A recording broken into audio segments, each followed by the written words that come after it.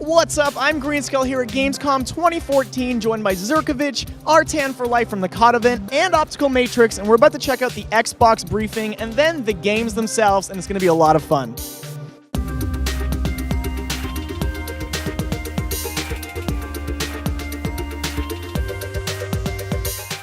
We just got out of the Xbox briefing, and it was really awesome. So what was the highlight for you? I would say the highlight for me were the bundles, man. I mean, they had the Call of Duty bundle and the Sunset Overdrive bundle, which hit the spot. What about you? Man, I'm all about Halo. Literally everything there Halo, I was super hyped about. But there's a lot of other cool stuff too, like the ID at Xbox games. Yeah, there was some brilliant ID at Xbox games. I think, there was so many, just so unique and, creative content coming from those ID developers. So, and I think they're here to play today. So, We're on the floor and we're about to go play them, and it's going to be awesome. I'm here with Ralph Fulton, Creative Director on Forza Horizon 2, and he's here to tell us a little bit more about the game. One of the new features in Forza Horizon 2 is the car clubs. Could you tell us a bit more about those? And car meets is actually something we were inspired by from the real world, right? Yeah. People take their cars to meets, they meet people who like the same things as them, they share experiences and knowledge and tips. Car meets in Horizon 2 are exactly the same. You'll drive into a car meet from your solo play, and they're all over the world. Basically, you're instantly brought into an online session full of real people. You can chat to them, you can talk about your car, about their cars, you can share tips. The best thing is you drive in alone, you meet some people, you can all drive out together into an online experience. Well, graphically, incredible.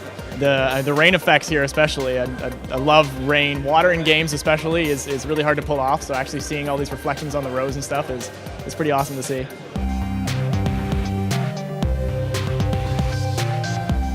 This is the latest in our series, but it's the first one that's exclusively next-gen for this new generation of consoles, so we're very excited to show it today. So can you explain and expand upon how co-op makes the game different?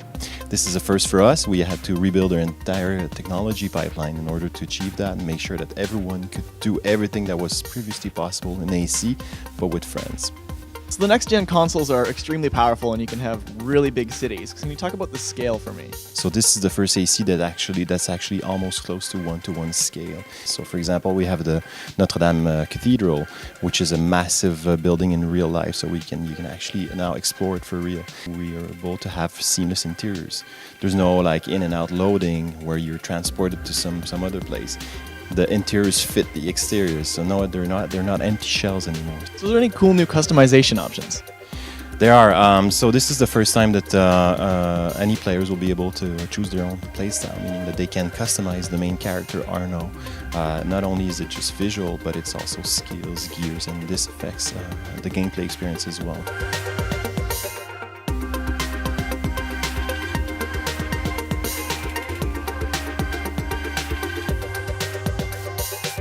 There was 4 characters that, since the beginning that everyone's known about. But today you revealed a new character, Glory. Could you tell us a bit more about her? So Glory is this incredibly different character. We've had heroes at will before. We showed off Winter at E3. Glory has a different motivation. A lot of Fable heroes have passed.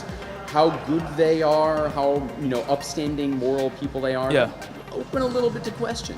Yeah. And I think Glory stands in that vein.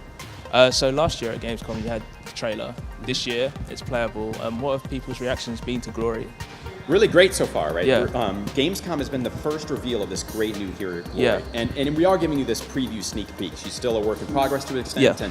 And so while we think you'll love the throwing fiery apples at terrible creatures and all of her cool specials and her ability to really flit about the map and kind of teleport, all those are great abilities. But you're going to see even a better version of Glory by the time she releases next year.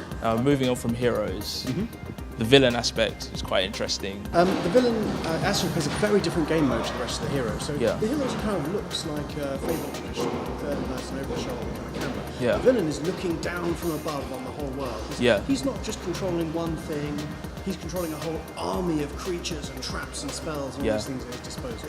The reception has been fantastic. They want to keep talking about it, they want to keep playing it. They ask us when we start the beta. All of these questions lead us to really know that we've got a great Fable game on our hands. So that about wraps it up for the Xbox press briefing.